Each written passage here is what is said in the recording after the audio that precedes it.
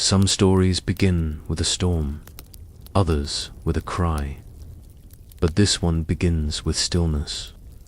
A hush in the world so deep, it seemed even the wind forgot to breathe. In that silence, something stirred, a sound so gentle it could have been mistaken for birdsong or the rustle of river reeds. But it was not the wind. It was a lyre, cradled in the arms of a boy whose music would one day make the stars lean closer just to hear. I'm the Candlelight Mythologist, and this is myth as it was told, ancient and full of wonder. If you enjoy quiet stories like this, consider liking the video and subscribing. Tell me where you're listening from, or which myth you've always loved. I love reading through them all. Now take a deep breath, settle in, and let the old stories carry you away. Long ago, when gods walked freely and rivers had names whispered only in dreams, there was born a child to amuse an immortal king. They named him Orpheus. From the very beginning, the world bent a little differently around him. He did not cry when he was born. He sang, a soft, breathy hum, as though he had arrived not from his mother's womb, but from the throat of the earth itself. His mother, Calliope, was the muse of epic poetry. But it was not words Orpheus inherited. It was the music that wove beneath them, the rhythm, the tone, the soul of every tale that had ever been sung into being. As he grew, Orpheus barely spoke. He didn't need to. His lyre was his voice, and when he played it, people forgot their quarrels and set down their tools. Even the wild things came close, foxes with cautious eyes, deer with twitching ears, wolves that sat as if tamed by some ancient lullaby. He learned not by lesson, but by listening, to the hush before rain, to the breath of his horse, to the echo of his own footsteps on wet leaves. He played what he heard, and slowly the world began to answer back. Water rippled in time to his rhythm. Trees seemed to lean closer. The stars, it was said, paused their dance when his fingers brushed the strings. His fame spread quietly, like mist. He did not seek praise, and perhaps that's why it came so abundantly. Kings invited him to play in their courts. Forest spirits left him offerings. But Orpheus preferred the meadows, where he could sit with the sky overhead and no walls to contain his song. People began to say he could charm anything, even the stones, and perhaps they were right. But Orpheus never used his music for power. He played to feel connected, to something older, deeper. He played because there was something inside him, a yearning he didn't yet understand, that could only be spoken through strings and silence. And then, one spring afternoon, in a field where the wind moved like laughter through the grass, he met the girl who had become the other half of his melody. She was not meant to be there. Eurydice had wandered from her path, chasing something, perhaps a wildflower, or perhaps the feeling of being alive beneath a sun that made everything golden. The day was warm, the sky the color of soft milk, and the meadow trembled with life. She stepped lightly, not knowing that fate had already begun to watch her. Orpheus was playing, as he often did, beneath the shade of a slender ash tree. His eyes were closed. The melody he played was slow and meandering, like a stream unsure of its course. It spoke of longing, of hope not yet found. And when Eurydice stepped into the clearing and heard it, she did not move. She only listened. He saw her then, a figure half in shadow, half in light.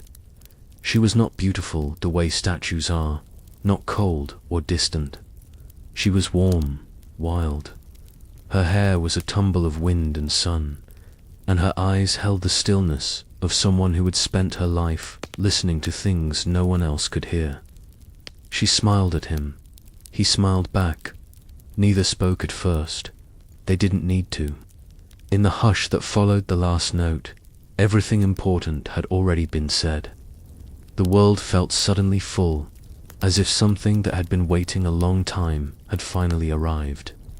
They spent that day together, and the next, and the next.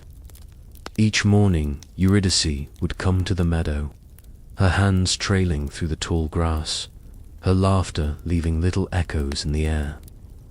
Orpheus would play, and she would sit close, sometimes resting her head against his shoulder, as if trying to hear the song from the inside. Their love did not grow quickly. It did not need to. It unfolded like spring, patient and deliberate, with each day adding something new. A glance that lingered, a touch on the hand, a shared silence that felt louder than words. The gods watched, as they always do. Some were pleased, others were jealous, but they did not intervene, not yet. It was rare to see love so quiet, so true. It reminded them of things they had long forgotten. Orpheus, who had once found all he needed in his music, now found that Eurydice filled the spaces between the notes. She was his pause, his breath, his reason to begin again. When she was near, his songs took on a brighter hue, as though joy had finally found a voice. He asked her to marry him, not with grand words, but with a simple tune he composed beneath the stars. She understood. She always understood. And she said yes. The wedding was to be held beneath the open sky, in the same meadow where they had met. Friends gathered. Flowers bloomed early, as if eager to witness something rare. Even the river near the edge of the wood seemed to sing a little louder. But the old stories, the ones that last, are rarely untouched by sorrow. Some loves are too perfect for the world to keep, and just beyond the edge of joy, something darker waited, quiet, patient, hidden in the grass. The morning of the wedding dawned clear and warm. Sunlight poured through the trees like honey, and the air carried the scent of wild thyme and damp earth. Birds cawed lazily from the branches above, and even the wind seemed to pause, as if not wanting to disturb the day. Eurydice wore no crown, no veil, only a garland of meadow flowers, their petals trembling slightly with each step. Her dress was simple, the color of clouds, and her bare feet barely touched the ground as she walked. She laughed often that morning, the kind of laugh that seems borrowed from another world. The ceremony was soft, like everything they shared. Orpheus played, of course, but the music was quieter than usual, almost unsure of itself, as though even he, with all his gifts, could not find the right notes to match the fullness in his heart. When they kissed, the world seemed to hold its breath, and then the spell broke. It happened quickly, too quickly for anyone to stop it. Eurydice had stepped away for a moment, chasing a butterfly, they said, or maybe simply needing a breath, a quiet second alone. Her feet moved through the grass, dew still clinging to the blades, and the sun cast long shadows between the trees. She did not see the snake. It saw her first. It struck like a secret, silent, sudden, cruel. By the time anyone reached her, the light was already fading from her eyes. Her skin had gone pale, her breath thin as thread.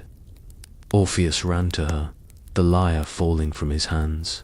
He cradled her, rocking gently, whispering her name again and again, as if the repetition might tether her soul to the earth a moment longer. She tried to smile, tried to speak, but no words came, only a soft sound, like a sigh in a dream. And then she was gone. The meadow that had once been filled with song and sunlight was suddenly quiet, as if the earth itself had closed its eyes in mourning. The guests stood frozen. The gods looked away. Orpheus did not cry, not at first.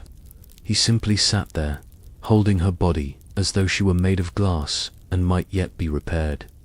His hands shook. His mouth opened and closed, but there was no sound. Later, they would say that the birds stopped singing for 3 days, that the rivers forgot their paths and wandered through the woods in sorrow, that Orpheus's lyre, left where it had fallen, would not play a single note. He buried her with his own hands, beneath the ash tree where they had first met.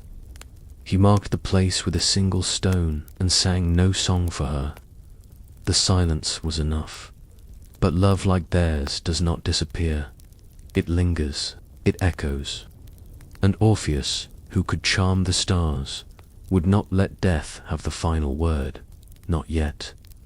The days after her death passed like winter, cold, slow, and without mercy. Orpheus did not eat, he did not sleep. He wandered the forests with hollow eyes and bleeding fingers, plucking at his lyre until it wept beneath his touch.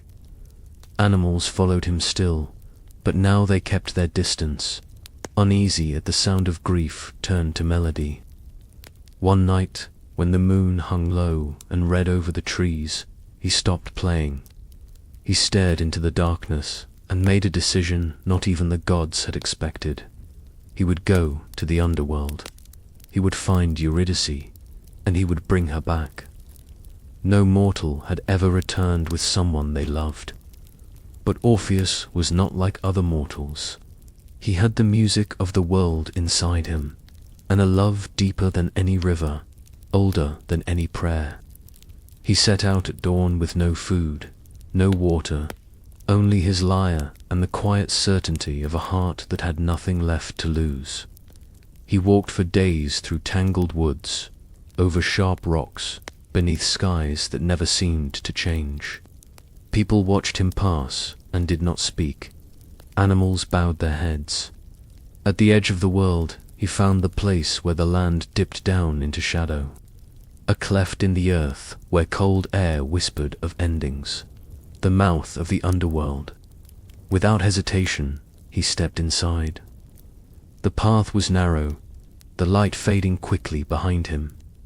Soon there was only darkness, thick and damp, pressing in from every side.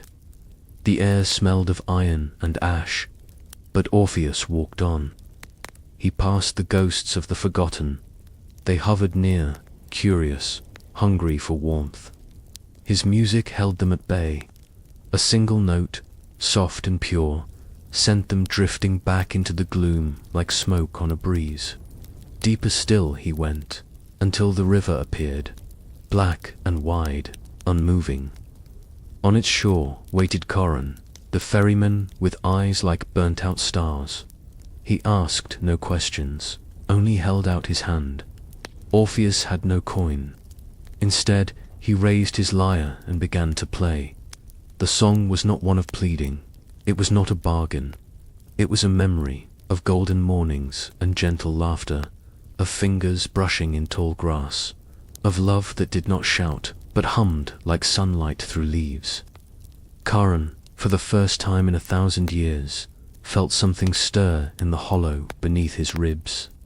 Silently, he lowered his hand and offered the boat. The river was silent. It did not ripple, but it listened. Across they went, past the fields of the lost, past gates wrapped in thorns, past the sleepless shades of warriors and kings. At last, he reached the throne of Hades and Persephone, shadow and frost, husband and wife, silence and seed. The king of the dead watched Orpheus with eyes that had seen every sorrow.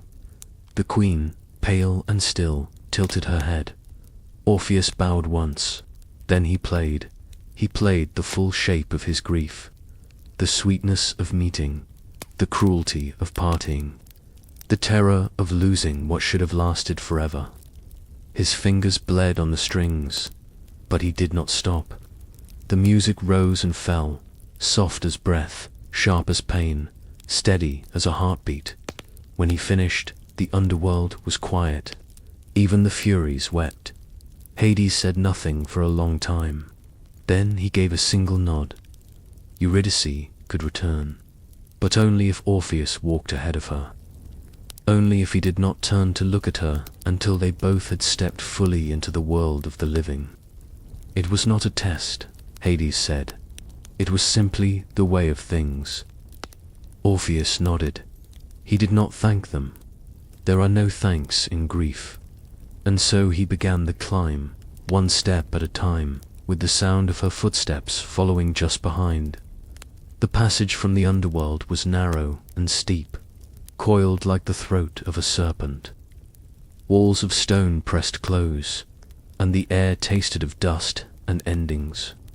No light reached them, save for a thin grey promise far above the waiting world, flickering like a dream remembered just before waking. Orpheus walked ahead, as commanded. His lyre was silent now, slung across his back. He dared not play. Even music might turn his heart back toward her. Even a single note might break the spell. Behind him, Eurydice followed, barefoot, quiet. The echo of her steps like the flutter of moth wings. She could not speak. That was the rule. No word, no cry, no breath of his name. Only silence, and still she came. The journey was longer going up than it had been going down. Orpheus did not look back, but every now and then he thought he heard her falter. A footstep slip, a pause. His heart would stutter, and still he would keep walking. But doubt is a slow and patient thing. It creeps in through the smallest crack, and once inside, it grows. What if she was no longer there? What if it had all been a trick? What if he was alone, climbing forever, chasing a ghost that would never return? He clenched his fists, took a step, then another. The light was brighter now, cool and silver, the scent of moss and pine reaching down like a hand. He could almost feel the breeze, and yet her footsteps had stopped. He froze. The silence behind him was too perfect, too long. He waited. Still nothing. His name burned in his throat. One more step would place him in the world of the living. One more step, and she would be free. But love is not logical. Grief does not wait for permission. And in that single breath, Orpheus turned, just a glance. A quick, aching flicker of the eyes, like reaching for a dream before it vanishes. And there she was. Eurydice stood just behind him, her face still and shining in the half-light. Her eyes met his, soft and full of trust. She had followed, she had believed, she had made it. But the rule was clear. Not until they had both stepped out, and she had not yet crossed. At once, the earth shuddered. A wind rose from nowhere, sharp and bitter. Shadows curled like fingers around her ankles. Her expression did not change. There was no anger, no fear, only sorrow, vast and endless. She reached for him, but her hand dissolved into mist. He cried out, but the sound came too late. Like smoke pulled into a flame, she was gone again. And this time, there would be no second journey, no mercy. The gods had given what they would. The underworld does not forgive repetition. Orpheus stood alone at the edge of the living world, surrounded by trees he could no longer hear. He fell to his knees. The wind moved past him, carrying no song. He had lost her not once, but twice, and the second loss was deeper, for it was born not from fate, but from his own heart's doubt. The world did not mourn with Orpheus. It simply continued. The rivers ran, the trees grew, the seasons turned. But for him, everything had changed. The forest no longer answered his music. Birds no longer gathered in the trees to hear him play. Even the stones, once so easily moved by his song, remained still and cold beneath his feet. He wandered, not as he once had, but like a shadow of himself. His lyre, once the voice of joy, became the voice of sorrow. It cried out the name of Eurydice across valleys, through ruins, over the ocean's edge. The melodies he played were soft and slow, woven from memory and grief, and still they were beautiful. People said the trees bent toward him as he passed, that the moon changed its path to cast its light on him.